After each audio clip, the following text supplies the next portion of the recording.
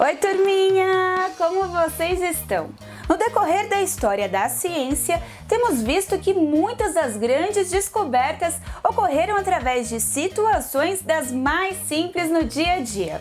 Muitas mulheres fizeram descobertas científicas gigantescas em momentos inusitados.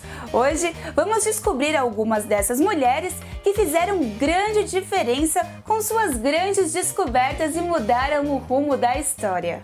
Eu vou começar fazendo uma pergunta. Vocês sabem o que é um fóssil?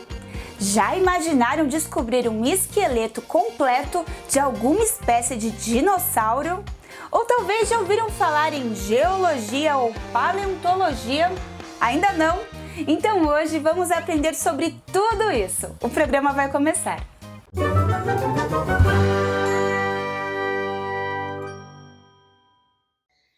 Janela, janelinha, porta, campainha, plim, plom. Janela, janelinha, porta, campainha, plim, plom.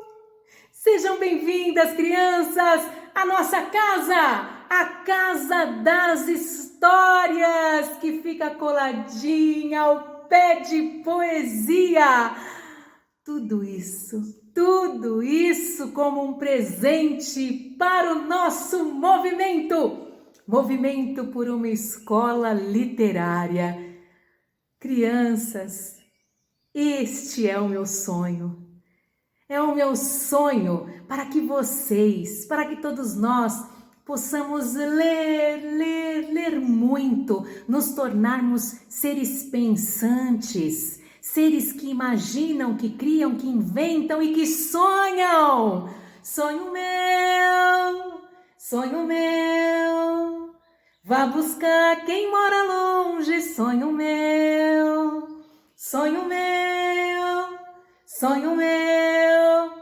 vá buscar quem mora longe, sonho meu.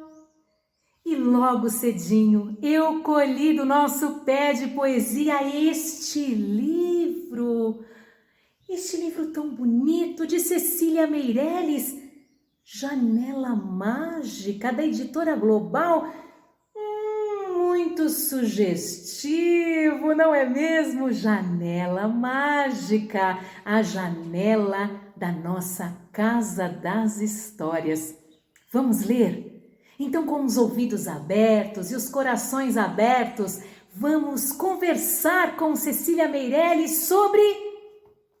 Vou dizer para vocês, ao abrir este livro, eu encontrei um conto que se chama Escolha o Seu Sonho. Primeira pergunta do dia de hoje. Qual é o seu sonho? Qual é o sonho que habita o seu coração? Que habita a sua ideia? Que movimenta o seu corpo? Qual é o sonho que você escolhe para a sua vida? Vamos conversar com Cecília? Vamos? Para que a gente possa ampliar ainda mais a ideia dos nossos sonhos? Vamos lá? Devíamos poder preparar os nossos sonhos como os artistas, as suas composições. Com a matéria sutil da noite e da nossa alma, devíamos poder construir essas pequenas obras-primas incomunicáveis que, ainda menos que a rosa, duram apenas o instante em que vão sendo sonhadas e logo se apagam sem outro vestígio que a nossa memória. Como quem resolve uma viagem, devíamos poder escolher essas excursões sem veículos nem companhia, por mares, grutas, neves, montanhas e até pelos astros, onde moram desde sempre heróis e deuses de todas as mitologias e os fabulosos animais do zodíaco. Devíamos à vontade passear pelas margens do Paraíba, lá onde suas espumas crespas correm com o luar por entre as pedras, ao mesmo tempo cantando e chorando. Ou habitar uma tarde prateada de Florença e ir sorrindo para cada estátua dos palácios e das ruas, como quem saúda muitas famílias de mármore. Ou contemplar nos Açores hortênsias da altura de uma casa, lagos de 2 cores e cestos de vime nascendo entre fontes, com águas frias de um lado e do outro quentes. Ou chegar a Ouro Preto e continuar a ouvir aquela menina que estuda piano há 200 anos, hesitante e invisível, enquanto o cavalo branco escolhe de olhos baixos o trevo de 4 folhas que vai comer. Quantos lugares, meu Deus, para essas excursões! Lugares recordados ou apenas imaginados. Campos orientais atravessados por nuvens de pavões. Ruas amarelas de pó, amarelas de sol, onde os camelos de perfil de gôndola estacionam com seus carros. Avenidas cor-de-rosa, por onde cavalinhos emplumados, de rosa na testa e colar ao pescoço, conduzem leves e elegantes coches policromos. E lugares inventados, feitos ao nosso gosto, jardins no meio do mar, pianos brancos que tocam sozinhos, livros que se desarmam transformados em música. Oh, os sonhos do Poronominare, lembram-se? Sonhos dos nossos índios. Rios que vão subindo por cima das ilhas, meninos transparentes que deixam ver a luz do sol do outro lado do corpo, gente com cabeça de pássaro, flechas voando atrás de sombras velozes, moças que se transformam em guaribas, canoas, serras, bandos de beija-flores e borboletas que trazem mel para a criança que tem fome e a levantam em suas asas. Devíamos poder sonhar com as criaturas que nunca vimos e gostaríamos de ter visto. Alexandre o Grande, São João Batista, o rei Davi a cantar, o príncipe Gautama. E sonhar com os que amamos e conhecemos e estão perto ou longe, vivos ou mortos. Sonhar com eles no seu melhor momento, quando foram mais merecedores de amor imortal. Ah, que gostaria você de sonhar esta noite? Pergunta Cecília Meirelles para nós. E a Vânia pergunta para você: o que você gostaria de sonhar neste dia tão bonito? Aproveite para receber o presente do dia de hoje. Sonhe, sonhe, sonhe muito e seja muito feliz. Venha ser feliz aqui, juntamente comigo, ao pé do nosso pé de poesia, nesse movimento tão bonito, sensível, poético, que é o nosso movimento por uma escola literária. Qual é o seu sonho, hã? Sonho meu, vai buscar quem mora longe, sonho meu, sonho meu, sonho meu, vai buscar quem mora longe, sonho meu. A gente se vê.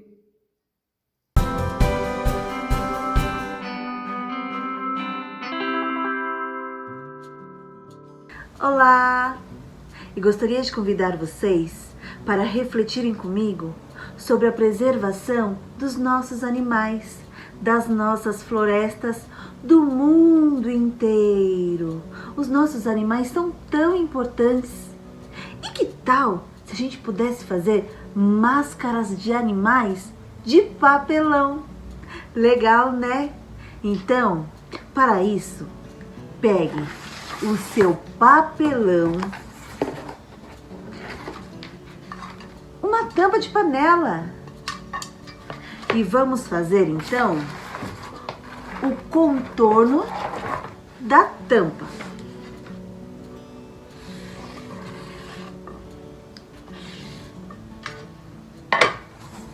Viu? Vamos pegar uma tampa um pouco menor para que seja centralizado aqui e a gente possa fazer essa borda redonda, percebe? Vamos lá.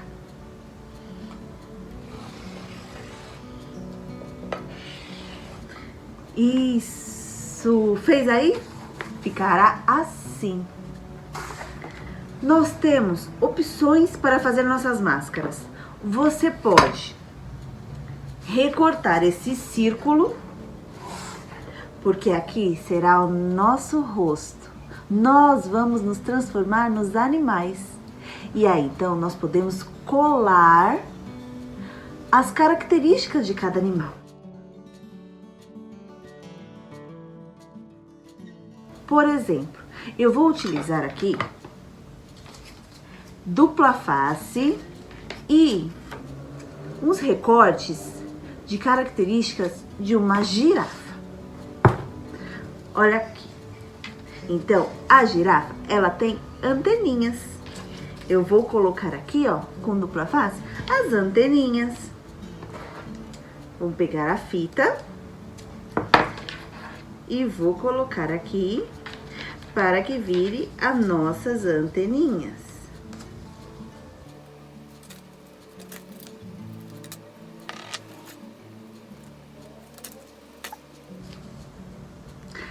A girafa também tem um focinho. Olha só.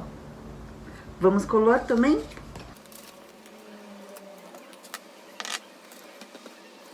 Então, com fita, o contorno para o nosso rosto e as características dos animais, nós vamos montando a nossa máscara. E olhem só. Gostaram? Olhem que legal. Agora, você pode fazer também, aproveitando o papelão que está em volta, você já pode fazer a característica do animal.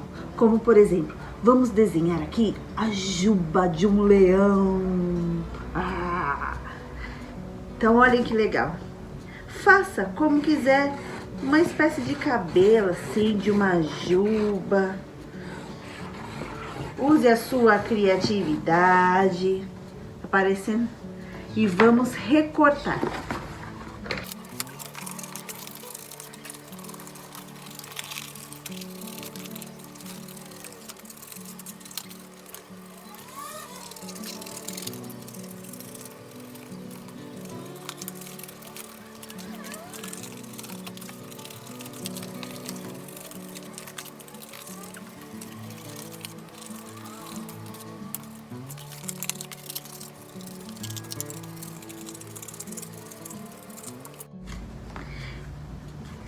Vejam só a minha juba de leão.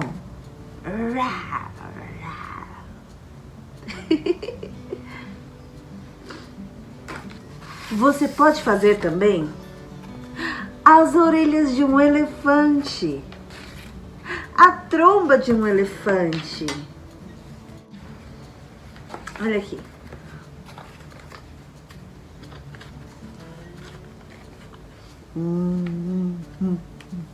Eu sou o elefante.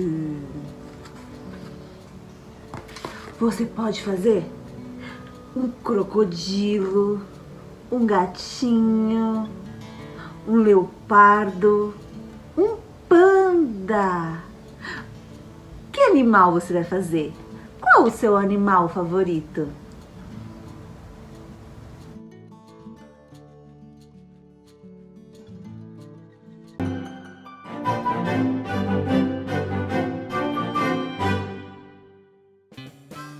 Olá, crianças! Eu sou a educadora Adriana do Maternal e hoje vamos estar confeccionando um helicóptero. Para esta atividade, nós vamos precisar de fita adesiva, uma bexiga, cola, um canudo e 3 triângulos de papel. Então, nós vamos iniciar colocando a bexiga na ponta do canudo e prendendo com fita adesiva. Na outra ponta, nós vamos colar 3 pedaços de papel, que vai ser a cauda do nosso helicóptero, tá bom? Vai ficar assim, ó. tá? Deixa uma pontinha. Agora vocês vão soprar e verão a surpresa.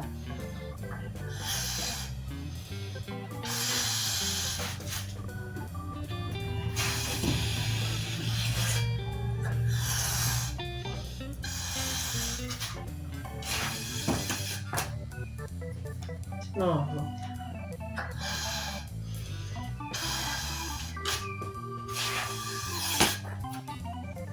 E essa foi nossa atividade de hoje. Espero que tenham gostado. Até a próxima. Tchau! Peixonauta, Marina e Zico, juntos com tantos amigos. Hoje tem mais uma aventura. Hoje tem mais uma missão. Qual será o mistério? Vem a Pop indicar. Pra entender o mistério, todo mundo vai dançar. Peixonauta, bate palma, os amigos batem o pé. Nós queremos uma pista, a Pop diz qual é. O caso das novas comidas.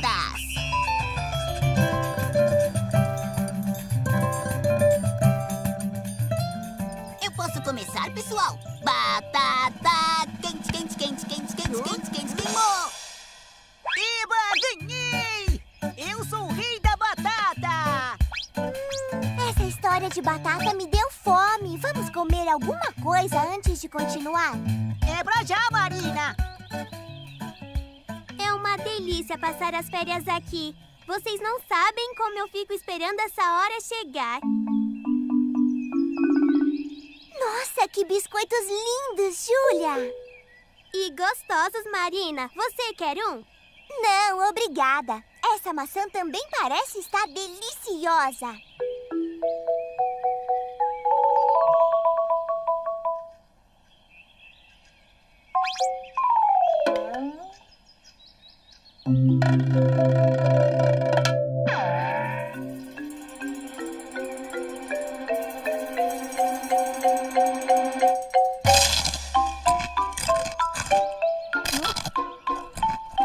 Ei, o que é isso aí que você tá comendo? Rodelas de banana crocante. Você não come bananas? Daquelas compridas, amarelas, que tem casca? Ah, não. Essas rodelas são muito mais sofisticadas e crocantes também. Zico, quer brincar de esconde-esconde? Brincar? Claro, eu sempre quero brincar. Quem chegar por último vai bater pique.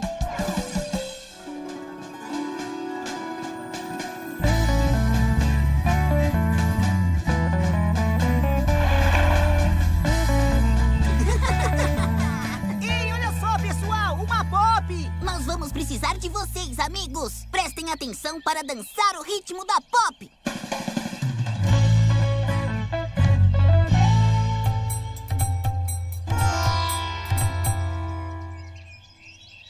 Todo mundo em pé agora. Chegou a nossa vez.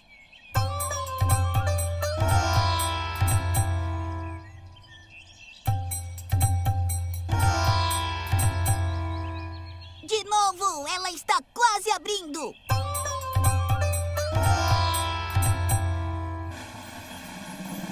É isso aí, conseguimos! Olha só essa maçã. Ela veio quadrada.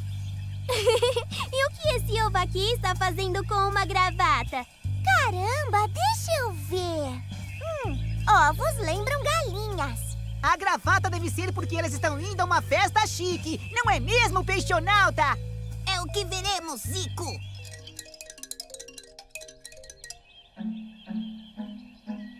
Olá, dona Galinha, tudo bem? Um minutinho, crianças. Eu já falo com vocês. Popó, só preciso abrir essa caixa aí. Eu ajudo. Ei, mas só tem 1 grão de milho aqui. É claro, eu sei, mas jogue pra mim, por favor. Ave, mas que fome que eu estava. Mas, dona Galinha, a senhora não precisava ter passado fome.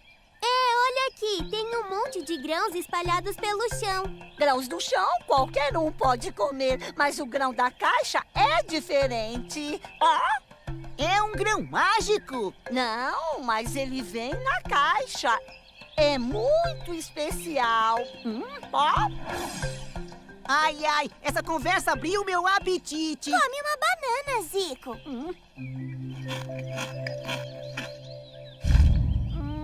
Sabe de uma coisa? Eu nem tô com tanta fome assim. Ah, encontrei algo interessante, amigos. Esses dentes me lembram os dentes de um coelho. Onde a senhora conseguiu essa caixa, dona Galinha? Bem, isso foi uma entrega especial. Grão especial, caixa especial, entrega especial. Ah! Fico feliz que tenham me procurado, meninos. Só que não tem nada de diferente por aqui. Tem certeza que não há nada diferente? Certeza absoluta. Mas você tá comendo uma cenoura azul. Ah, ela não é linda? Pena que tenha um gostinho meio estranho. Não seria melhor o senhor comer coisas naturais, como cenouras cor de laranja? Ah, eu já tava meio cansado do laranja. Então resolvi variar. Será que a cenoura azul tem algo a ver com a maçã quadrada? Tem sim. Os dois são bem esquisitos. Onde o senhor conseguiu essa cenoura? Ela estava na porta da minha toca quando eu acordei. Olhem! É o mesmo símbolo dos dentes que estava na caixa do grão de milho. Vou fazer uma análise com o meu super... Que é isso? 3000! Dentes de castor, ou preá, ou esquilo. Esquilos? Não tinha 2 esquilos por perto quando a gente estava brincando ontem à noite? Corais coloridos! É mesmo! Para a toca dos esquilos, pessoal!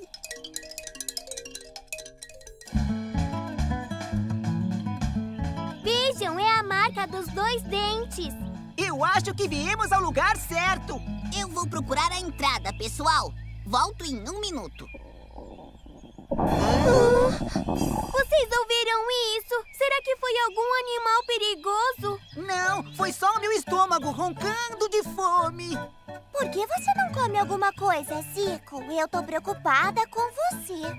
Olha, tem um monte de bananeiras logo ali. Não, obrigado. Essas bananas aí não vêm em forma de rodelas e também não são crocantes. Achei a entrada, amigos! Venham!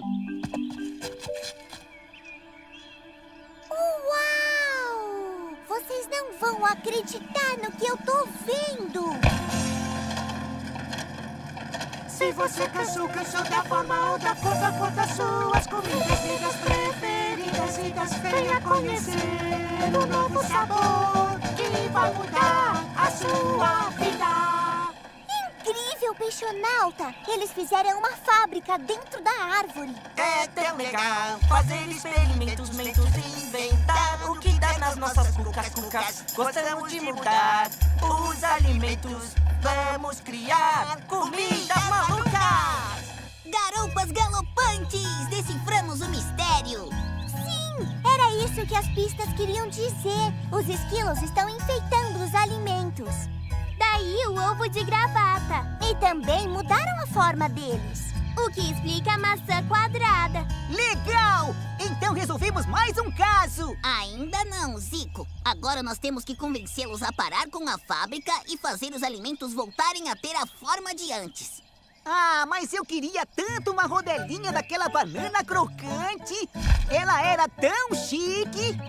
Zico, não tem nada mais chique do que comer bananas naturais. É mesmo? Então fui! Vejam, é a Júlia. Puxa, que legal encontrar aquela que deu a ideia para a nossa fábrica. Eu? Dei ideia? Já sei o que aconteceu. Os esquilos viram a Júlia comendo biscoitos quando nós estávamos brincando de batata quente. Sim, é isso. Eles gostaram da forma e da embalagem dos biscoitos. E aí quiseram mudar os alimentos. Puxa, parece que eu fui a culpada de tudo. Imagine, Júlia, foi só um mal-entendido. Venham comigo, rapazes. Agora vou levar vocês numa viagem pelo parque. Decolagem autorizada! Os alimentos são perfeitos e as embalagens deles também. Vejam essa maçã. E a mexerica, e a vagem, e o amendoim. Além de proteger os alimentos, as cascas depois são comidas por insetos ou se decompõem, adubando a terra. Não precisamos mudar a aparência deles, nem colocá-los em caixas.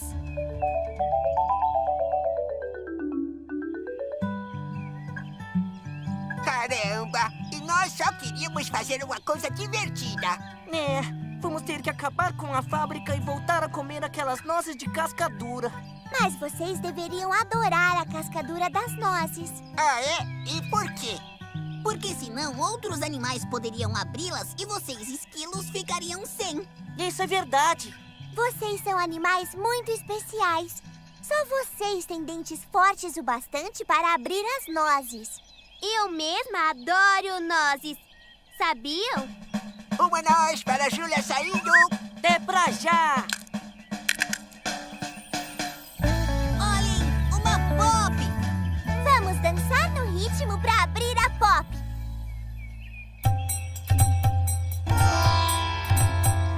Vamos lá, vamos dançar no ritmo da pop!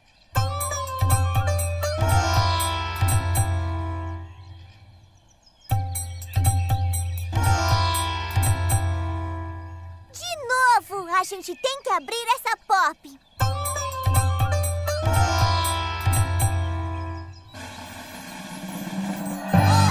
Conseguimos! Um carrinho de mão? Mas que coisa estranha. Como a gente vai brincar com um carrinho de mão? Tenho uma ideia, meninas.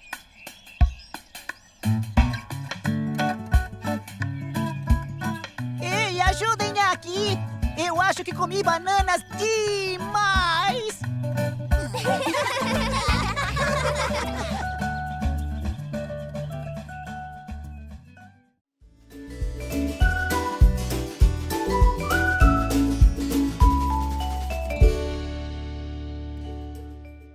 Oi galera, tudo bem com vocês? Bom, o assunto de hoje do Você Sabia Saúde é a poluição do ar. Você sabia que a poluição do ar pode causar muitas doenças? É, isso mesmo. O aumento dos gases poluentes na atmosfera, ele torna o ar impróprio e nocivo, podendo causar doenças respiratórias, como a bronquite, a sinusite, a asma, e doenças como o câncer, anemia, irritação na garganta, irritação na pele, muitas alergias e até bebês que nascem abaixo do peso. Mas você sabe de onde vem essa poluição? Bom, é importante vocês saberem que as grandes cidades são as que mais poluem. Os automóveis poluem o ar porque a queima do petróleo produz gases tóxicos, como por exemplo o gás carbônico. As indústrias, através das suas chaminés, principalmente as usinas que queimam carvão, as queimadas que alteram a composição natural do ar e o lixo que produz gases tóxicos.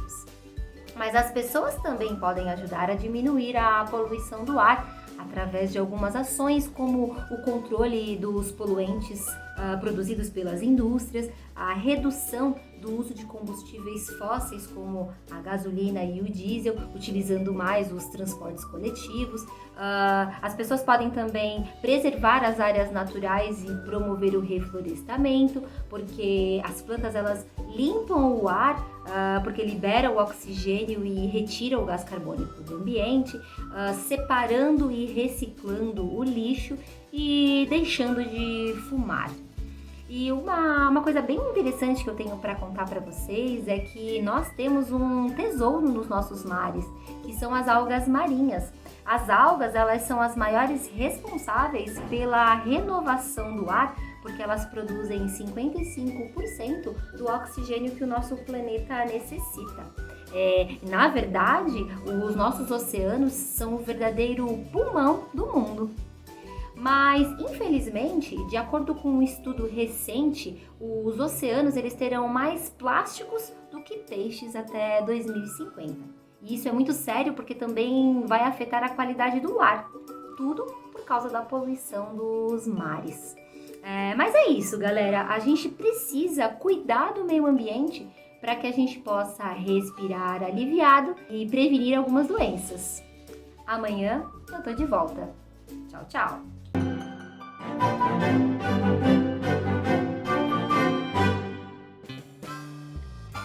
Olá, crianças! Tudo bem com vocês? Espero que sim! Eu sou a professora Priscila e hoje estou aqui de boneca de lata para convidar vocês a dançar comigo e mexer muito o corpo. Mas para isso eu preciso de uma ajudinha, porque eu estou meio amassadinha, sabe? Então, o que eu pensei? Eu vou cantar e vocês vão dançar aí da casa de vocês, me ajudando com os movimentos corporais. Vamos lá? Minha boneca de lata bateu a cabeça no chão. Levou mais de 1 hora pra fazer a arrumação. Desamassa aqui pra ver se ela fica boa. Minha boneca de lata bateu o nariz no chão. Levou mais de 2 horas pra fazer a arrumação. Desamassa aqui pra ver se ela fica boa. Minha boneca de lata bateu a barriga no chão. Levou mais de 3 horas pra fazer a arrumação. Desamassa aqui pra ver se ela fica boa. Minha boneca de lata bateu o joelho no chão. Levou mais de 4 horas pra fazer a arrumação. Desamassa aqui pra ver se ela fica boa. Minha boneca de lata bateu o pezinho no chão. Levou mais de 5 horas pra fazer a arrumação. Desamassa aqui pra ver se ela fica boa.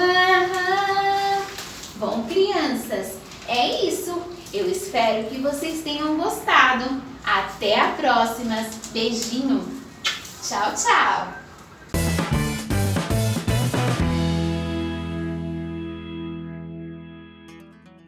Bom dia, crianças lindas, tudo bem com vocês? Como está a produção do desenho aí da invenção para esta primeira semana com propostas novas? Estamos só nos aquecendo por aqui. Quem não participou do encontro ontem, eu vou lembrar novamente o que está acontecendo. Que novidades são essas, Pro? Nós não teremos mais o Quebrando a Cuca. A proposta a partir desta semana é Eu Faço História. Então, a cada semana, eu vou pedir para que vocês produzam um pedacinho da sua história e depois, lá no final de todos os pedacinhos muito bem produzidos, esse material vai compor um livro publicado pela nossa rede e a sua história pode fazer parte de tudo isso. Olha só que legal! Eu falei para vocês ontem que nós já contamos história de tanta gente aqui nos nossos desafios.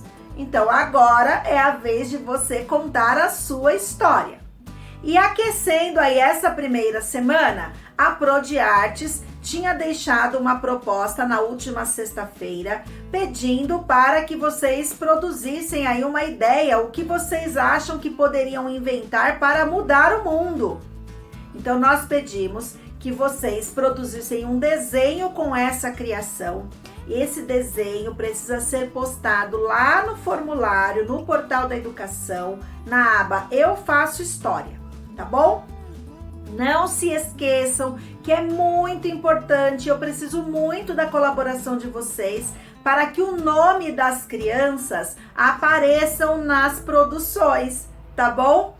Esses desenhos, eles vão fazer parte de uma grande exposição na Secretaria de Educação. Então, vocês têm essa semana aí para anexar a sua produção com bastante capricho, bastante dedicação, que isso vocês têm de sobra e eu já vi muitas coisas legais feitas por vocês, tá bom? Então, agora vamos anotar o nosso tema, a data de hoje. Hoje, a Pro vai contar para vocês algumas descobertas feitas por algumas mulheres também relacionadas à biologia. Olha, a Pro é suspeita para falar. Eu amo de paixão todo esse universo de ciência, da biologia. Eu gosto bastante. E vocês sabem o que é biologia? Comecei a falar aqui sobre ela e nem perguntei se vocês sabiam o que é. Biologia é o estudo da vida. Bio significa vida. Então, esse estudo da vida envolve não apenas os seres vivos, mas todas as relações que eles estabelecem com o meio ambiente.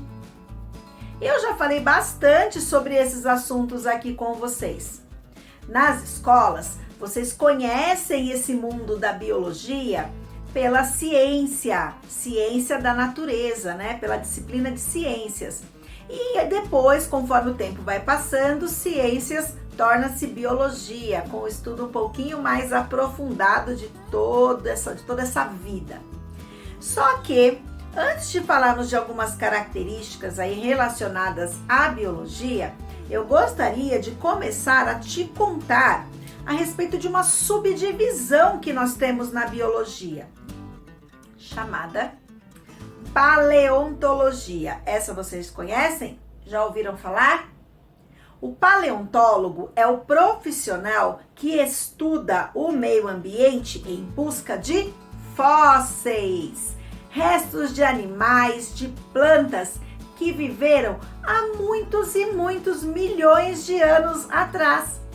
São essas descobertas que nos ajudam a contar a história evolutiva do nosso planeta, montar a tabela do tempo geológico, dizer, por exemplo, que lá na era mesozoica nós tivemos grandes dinossauros passeando pela superfície do nosso planeta e que foram extintos.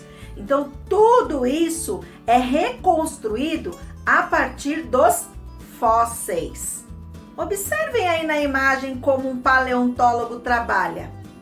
Então, ele vai escavando, vai quebrando as rochas e, de repente, no meio dessas rochas, ele tem algumas surpresas, como essa aí do lado, que foi um fóssil de um peixe.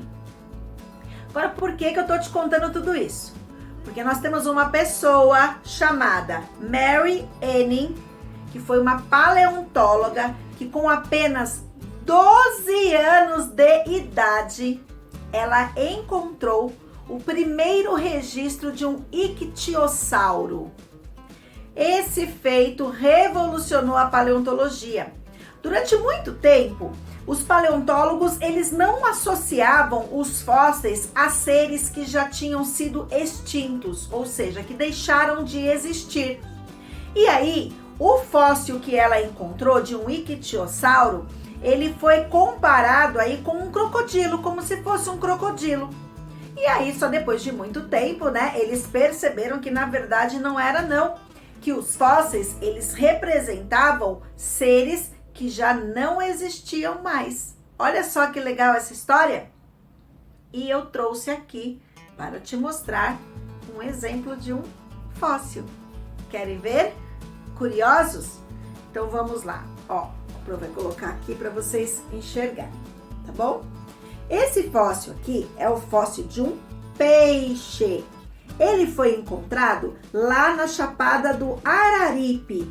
Então, toda essa parte que vocês estão vendo aqui em cima, ó, são os peixes. As escamas do peixe, né? Os peixes não, o peixe, com toda a sua parte de escamas, todo o seu corpo aqui contornado na rocha, que ficou preservado há milhares e milhares de anos. Então, o paleontólogo, quando ele vai lá, ele vai cavando a rocha, vai cavando, e aí, quando ele pega e quebra essa rocha, ele pode encontrar alguns exemplares de fósseis. E sabe o que é legal? Às vezes ele encontra um peixe num lugar onde hoje não tem mais água. E muitas interpretações ambientais podem ser feitas a partir disso. Olha, é muito legal, isso eu te garanto. E eu tenho mais um nome para te contar aqui. Mais uma história para poder te contar. Já que estamos falando sobre tantas histórias, tenho mais uma aqui. Janak Amal. Janak foi uma botânica. A botânica é uma outra divisão da biologia, onde os pesquisadores estudam as plantas. Olha que legal! Então vocês descobriram a paleontologia hoje para o estudo dos fósseis, essa investigação que é feita em diferentes ambientes, e agora a botânica, que é o estudo das plantas, tá bom? ela muito contribuiu com o estudo das plantas. Por quê? O que ela fez? Olha só. Ela começou a estudar as plantas, mas ela investigava, na verdade, a genética das plantas. Então tinha todo um estudo aí, ó, do DNA, mais o DNA das plantas. E aí, com isso, o estudo dessa genética das plantas, ela conseguiu identificar os genes que compunham essas plantas e faziam com que algumas características fossem herdadas, passando de geração para geração, como eu já te contei. E a partir disso, a partir dessa investigação, ela aprofundou os seus estudos para que ela conseguisse descobrir o efeito medicinal de algumas plantas. Olha que legal! Então ela começou estudando as plantas de maneira geral, depois ela olhou com mais atenção para o DNA das plantas, identificando essas características genéticas, e com isso ela conseguiu aprofundar os seus estudos para os efeitos medicinais que algumas plantas possuem. E a terceira história que eu quero te contar hoje é a de Berta Lutz, uma bióloga. Na verdade, ela se especializou em zoologia. Ai, de novo, mais um nome. Estudo dos animais. Mas não eram todos os animais, não. Ela dedicou-se ao estudo dos anfíbios. Vocês conhecem os anfíbios? Lembra-se quem são os seres vivos que representam esse grupo? Não? Sim? Talvez? Então observem aí na imagem o que eu vou te mostrar. Os trabalhos de Lutz faziam parte do acervo do Museu Nacional do Rio de Janeiro, que infelizmente virou cinzas, e grande parte não só do trabalho da Berta, mas como de muitos estudiosos, acabaram se perdendo. Foi uma grande e irreparável perda para toda a ciência. Além desta paixão pelos anfíbios, né, por esses seres aí que vocês viram na imagem, ela liderou vários movimentos em prol da igualdade de direitos para homens e mulheres. Lembra das histórias que eu contei ontem para vocês?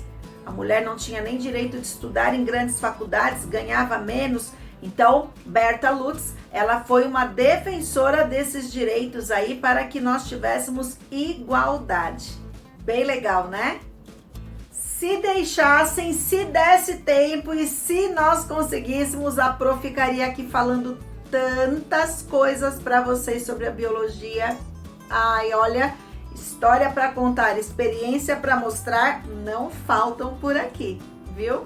Além da Pro ter sido formada aí para trabalhar com crianças na faixa etária de vocês, a Pro também fez faculdade de biologia, então por isso que eu gosto tanto, tá bom?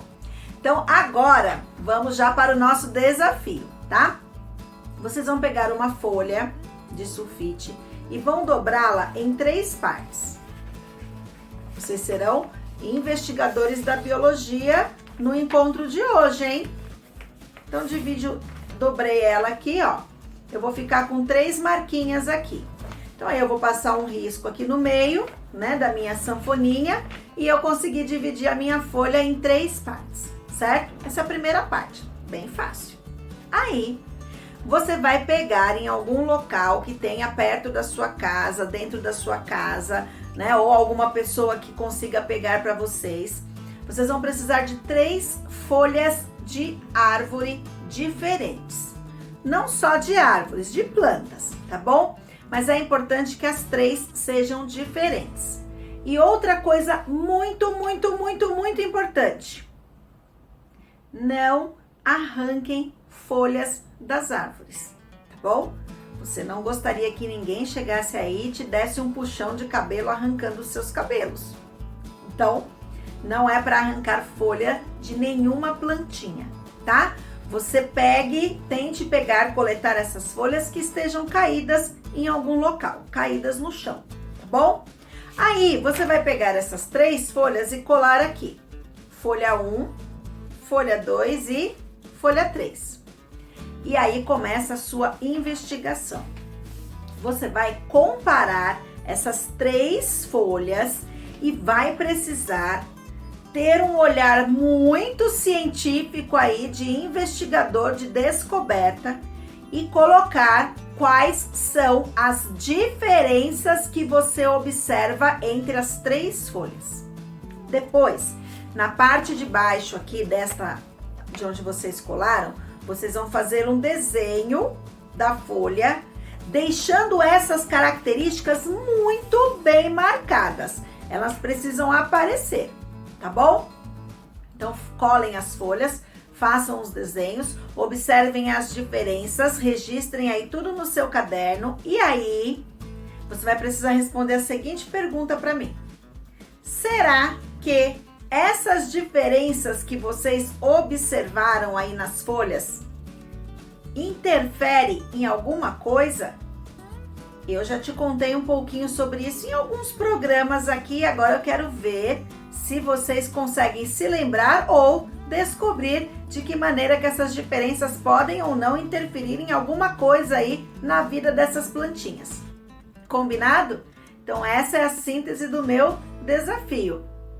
Coletar 3 folhas que estejam caídas no chão, montar aí a folhinha com a observação, fazer um registro bem detalhado dessas diferenças e me dizer, isso interfere em alguma coisa? Caprichem, mãos à obra. Amanhã vamos falar sobre espaço, radioatividade e sobre mais um pouquinho de história que nós temos por aqui. Até amanhã, turma!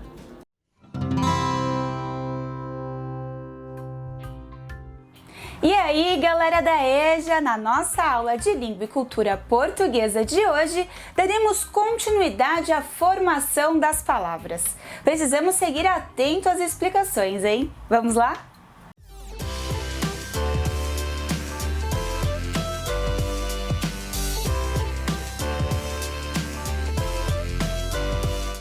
Olá, tudo bem?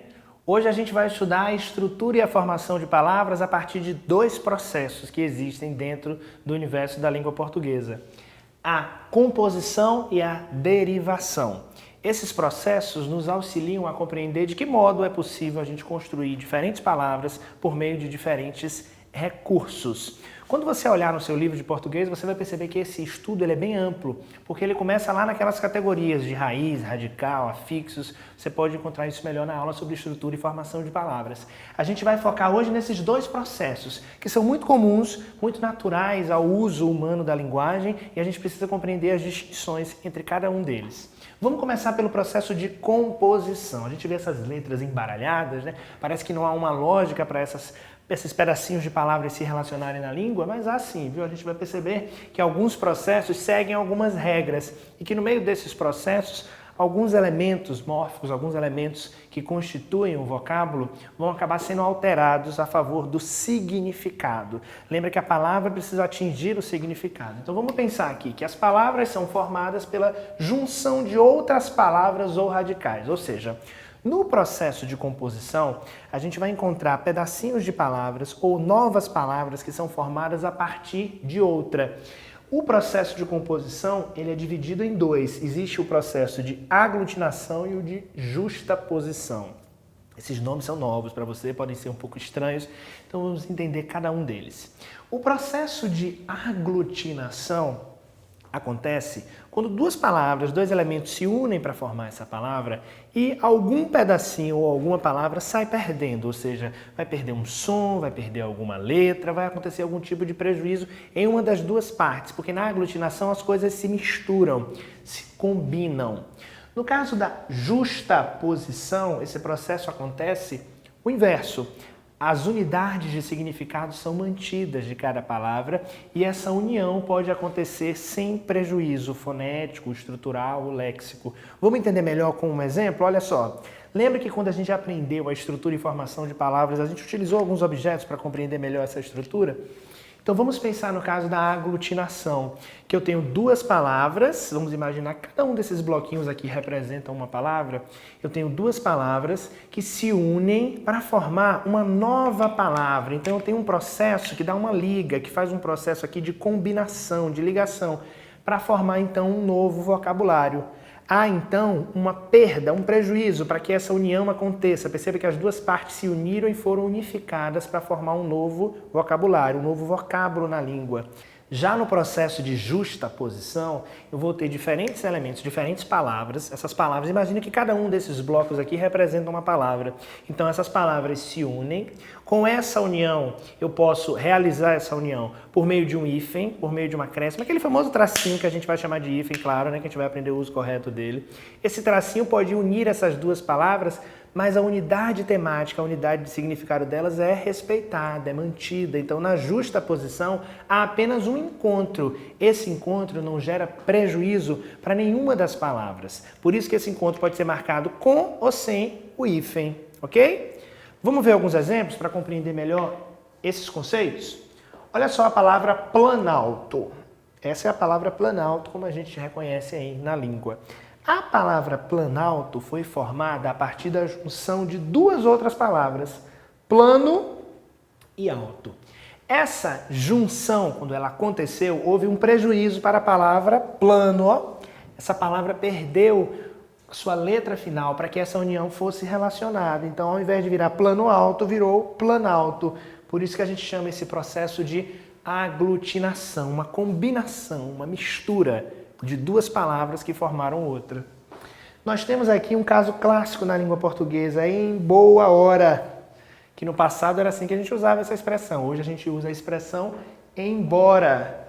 Então todas essas palavras se uniram e nessa junção, por uma aproximação fonética, essa junção vai acontecer por uma questão da letra, por uma questão do som, ou seja, a gente está sempre indo pela lei do menor esforço, ou seja, a gente está sempre tentando tornar as palavras e as construções vocabulares fáceis. Nesse caso, a junção aqui foi favorecida pelo som, pelo fato de o H ser mudo, pelo fato de haver uma aproximação aqui de semelhança que permitiu a criação da palavra embora. Existe também o processo, como a gente viu, de justaposição, e esse é bem fácil de ser visualizado. Perceba, eu tenho aqui o processo de formação da palavra passatempo. Essa palavra passatempo foi formada por meio da união da palavra passa com a palavra tempo. Eu não precisei fazer nenhum tipo de processo que prejudicasse a formação dessas palavras, ou seja, a junção delas, a realização da palavra passatempo veio pela junção de duas outras que unificadas, justapostas, formaram a palavra passatempo. Processo semelhante ao que acontece aqui com a palavra guarda-chuva, ou seja, perceba que quando eu fiz essa união por meio do hífen, eu mantive a unidade, eu mantive as propriedades das duas palavras. Então, quando eu faço algum tipo de alteração, de combinação com perda fonética ou perda de alguma letra, a gente chama de aglutinação. Quando essa perda não acontece, quando as palavras simplesmente se unem, a gente chama isso de justaposição. As palavras estão justapostas. Esse é o processo de composição, ok? Vamos aprender agora o processo de derivação. Quando a gente fala em derivação, a gente lembra que existem palavras primitivas e palavras derivadas. As palavras primitivas são aquelas que apresentam o significado primeiro, ou seja, o significado original da palavra. Por meio dela, a gente cria muitas outras. É o caso clássico da palavra pedra que gera a palavra pedreiro. Existiu uma primitiva que tornou possível a criação de uma derivada. Existem alguns processos de formação, alguns processos de derivação. Vamos memorizar que a derivação acontece quando a gente faz o acréscimo de afixos. O que é que são afixos? São aqueles pedacinhos de palavras que a gente coloca no início ou no final. No início a gente chama de prefixo, no final a gente chama de sufixo. A derivação prefixal, então, ela acontece quando a gente coloca um prefixo. É o caso da palavra desmontar. Do verbo montar, eu criei a palavra desmontar com o acréscimo do prefixo des. Isso vai acontecer em outros verbos e em outras palavras da língua portuguesa. Desmontar, prefixo acrescido à palavra que já existia. Então, nesse caso, a gente chama essa derivação de derivação prefixal. No caso da derivação sufixal, ela vai acontecer quando a gente acrescenta uma parte no final da palavra. Esse acréscimo, muitas vezes, além de inserir um novo significado, de criar uma nova palavra, a gente também acaba fazendo uma alteração de classe gramatical. Olha só como isso acontece. Eu tenho a palavra alegre, que é, do ponto de vista morfológico, um adjetivo, acrescento o sufixo mente, gerando assim a palavra alegremente. Essa palavra, quando formada, Deixou de ser o sentido original de alegre, que é um sentido de adjetivo, de classificação gramatical de adjetivo, e se transformou em um advérbio. Então perceba que o acréscimo do sufixo não apenas criou uma nova palavra, como também mudou a classe gramatical. Vamos ver agora o caso da palavra enriquecer. Enriquecer é um exemplo de derivação que a gente chama de derivação parasintética. Que derivação é essa? No caso da derivação parasintética, o que acontece é o acréscimo simultâneo de prefixo e de sufixo, ou seja, ao mesmo tempo a gente faz o acréscimo desses dois elementos.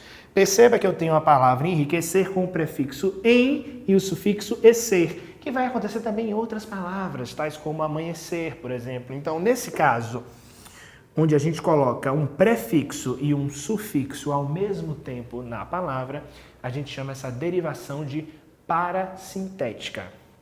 Outros dois processos comuns de derivação na língua portuguesa.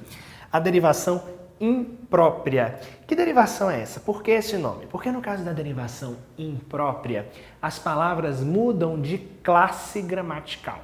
Olha só como isso acontece. Perceba que nesse exemplo eu tenho o não nos chocou. Aqui eu tenho uma construção com artigo. O não, se a gente for para aquelas classificações estáticas, aquelas classificações morfológicas que às vezes a gente tenta agrupar, mas nem sempre é tão simples, a gente vai dizer que o não é o quê? É um advérbio de negação. Só que nesse caso, a palavra não ganhou o artigo antes. Acontece aqui um processo que a gente chama de substantivação, ou seja, o artigo transformou a palavra seguinte em um substantivo, porque aqui eu estou falando do não, da ação de dizer não. O não nos chocou, aquela atitude, o fato de alguém dizer não. Nesse caso, não deixou de ser advérbio e virou um substantivo. Então perceba que nesse caso a gente tem uma mudança de classe gramatical. É um tipo de derivação que a gente chama de imprópria. Quando eu digo, por exemplo, que o belo será estudado neste semestre, ou seja, o conceito de belo. Belo é um adjetivo. E nesse caso, quando eu acrescento o artigo, eu substantivo a palavra seguinte, eu estou usando nesse caso o belo, que originalmente é um adjetivo, como um substantivo. Esse também é um caso de derivação imprópria. Vamos ver agora a derivação regressiva. Que nome é esse? O que é isso? O que acontece nesse processo? Acontece de fato uma regressão, ou seja, um verbo de ação geralmente, ele acaba originando outra palavra, geralmente um substantivo. Então, quando esses verbos de ação geram substantivos, a gente diz que esse processo é um processo de derivação regressiva. Por exemplo, a palavra trabalho, o substantivo trabalho, deriva do verbo trabalhar. A palavra beijo deriva do verbo beijar. Então, nesse caso, que há uma alteração, há um processo de regressão de um verbo originando um substantivo, a gente chama de derivação regressiva. É importante que você entenda a distinção entre esses processos para acabar não confundindo ambos. Percebe que quando eu falo em derivação, esse embaralhamento das letras, ele vem da palavra primitiva para a palavra derivada, ou seja, existe uma raiz, existe uma palavra principal, existe um grupo de palavras que nos ajuda, e os acréscimos que são feitos de prefixos, sufixos e as alterações que são feitas de classe são feitas a partir de uma palavra primeira, de uma palavra primitiva. Por isso que a gente chama esse processo de derivação. No caso da composição, as palavras já existem e elas são ressignificadas, elas são transformadas, seja por meio de uma junção que propõe algum tipo de perda, seja por meio da junção que não propõe a perda, mas que propõe às vezes um acréscimo, por exemplo, de um hífen ou não. Lembre-se sempre para não confundir, ok? Composição e derivação. E não esquecer que a gente está falando de formação de palavras. Os processos de composição e derivação são os mais importantes, mas existem outros, ok? Que serão temas de outra aula. Espero que você tenha compreendido o assunto da aula de hoje, então, composição e derivação. Cuidado na hora de escrever, veja se tem hífen ou não. Cuidado também na hora de reconhecer esses tipos de derivação, ok? Muito obrigado.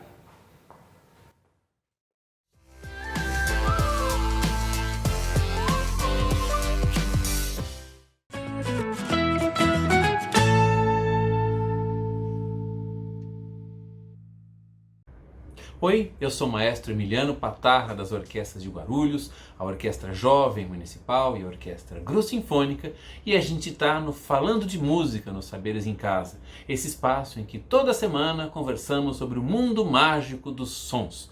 Antes de falar do programa de hoje, eu quero te fazer um convite. Por favor, se você quiser, entre em contato com o Portal da Educação, peça para os seus pais, para a gente saber o que você acha dos nossos programas, se tem alguma coisa que você gostaria de saber, se tem alguma pergunta que você gostaria que fosse respondida, a gente vai adorar ter notícias suas. Já falando da nossa conversa de hoje, a gente vai falar sobre dois ritmos brasileiros, o maracatu e o frevo. Você conhece o samba? Samba é um ritmo brasileiro bem conhecido, mas esses outros dois, às vezes a gente não sabe muito bem quais são, ou às vezes a gente não conhece pelo nome. A nossa conversa de hoje é sobre esse assunto, eu espero que você goste, e a gente se encontra na semana que vem. Tchau! Olá pessoal, tudo bem com vocês? Eu me chamo Roberto Frota e sou percussionista da Gru-Sinfônica. Hoje vamos falar sobre dois ritmos brasileiros muito conhecidos, o maracatu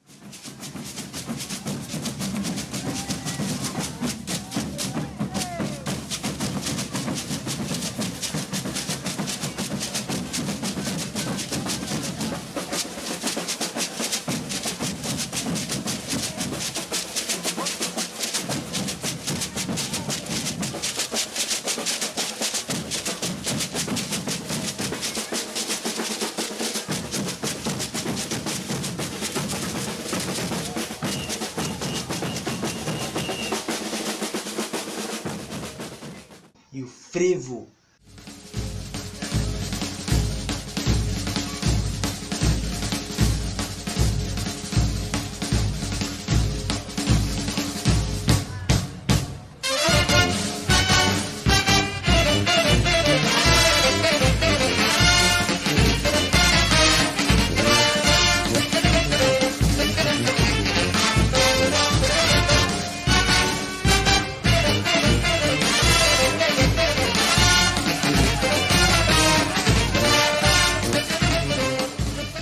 Vocês já ouviram falar? Então vamos lá. Vou contar um pouco sobre a história deles. Vou começar com o maracatu. O maracatu faz parte do folclore brasileiro. Surgiu mais ou menos em 1711, em Pernambuco. Faz muito tempo, né? O maracatu elefante, isso mesmo, elefante. É um dos mais antigos, fundado em Recife no ano de 1800. Na dança, há a tradição de ser conduzida por 3 bonecos, que são feitos de madeira e carregados pelas baianas. Atualmente, o nosso maracatu é dividido em 2 tipos, o maracatu nação e o maracatu rural. Todas as apresentações seguem um ritual, com instrumentos tocando melodias e dançarinos fazendo suas coreografias. E a dança conta uma história com vários personagens. Vamos falar um pouco sobre o maracatu nação? No maracatu nação, as apresentações acontecem com um conjunto musical de instrumentos de percussão.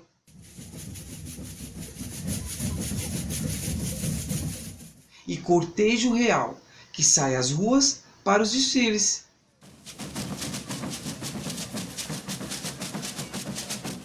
Esses desfiles mostram como eram as antigas cortes africanas. Não mostra apenas a cultura africana, mas também mostra a cultura portuguesa e a cultura indígena no Brasil. Agora, no maracatu rural, o ritmo foi desenvolvido por agricultores e hoje em dia os desfiles são homenagens aos trabalhadores rurais e à sua luta como trabalhador rural. Muito interessante a história, né, pessoal? Vocês sabiam que em qualquer maracatu, os percussionistas são os que dão o ritmo ao desfile? Vamos conhecer os instrumentos mais utilizados de percussão no maracatu. Esses instrumentos se chamam caixas,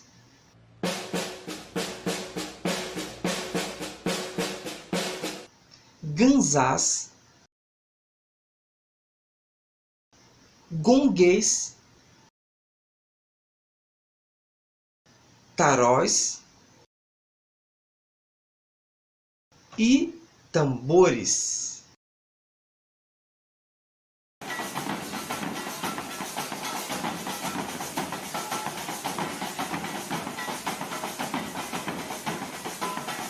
Pessoal, vamos falar do frevo agora?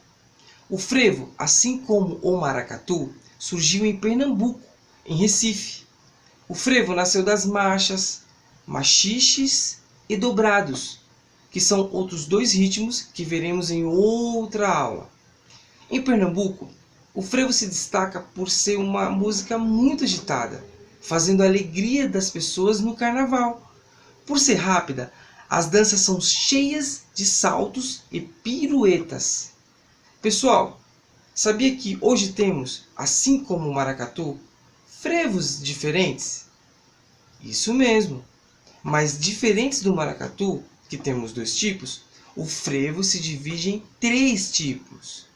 São o frevo de rua, frevo canção e frevo de bloco. O frevo de rua não tem letra para ser cantado. Esse frevo serve apenas para dançar acompanhando a música instrumental.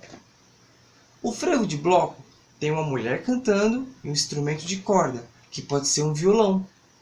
O frevo de canção também serve para dançar. Tem música instrumental e tem voz, que pode ser um homem ou uma mulher cantando. Assim como o maracatu, tem muito a presença de percussão no frevo. Os instrumentos mais utilizados são caixa,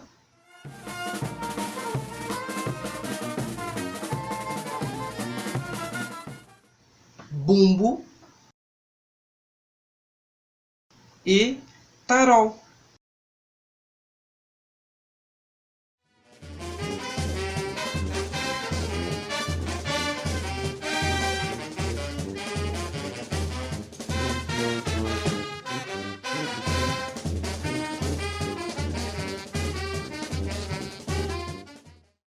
Galerinha, depois de falar um pouco sobre a história do maracatu e do frevo e mostrar todas essas músicas, vamos ver se você já sabe identificar qual é qual. Então, vamos lá. Alternativa A, maracatu. Alternativa B, samba. Alternativa C, frevo. Se vocês disseram a letra C, acho que vocês acertaram. Vamos fazer mais uma.